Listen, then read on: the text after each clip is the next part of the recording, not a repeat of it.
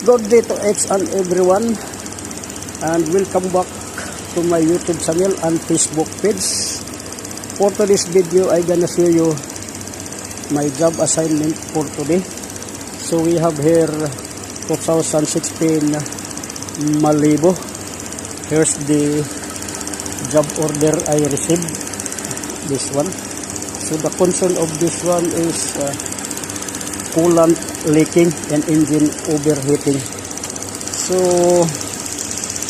the job I am doing for this unit is I am replacing the radiator reservoir tank. So this is the one, and the bypass hose from the reservoir until here.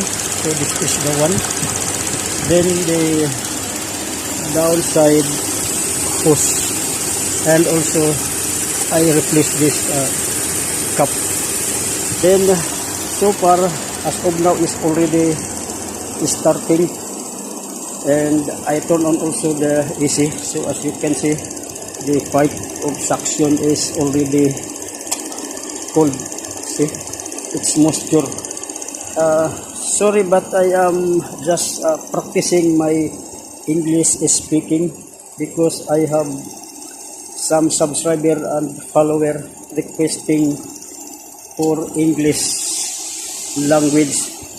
So I'm very sorry to all followers and subscribers in Philippines, even though I am not good in English actually, but I want to do this request.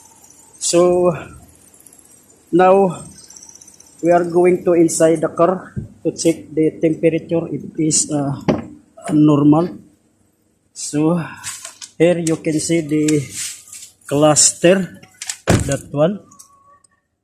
That is the temperature. So far is in normal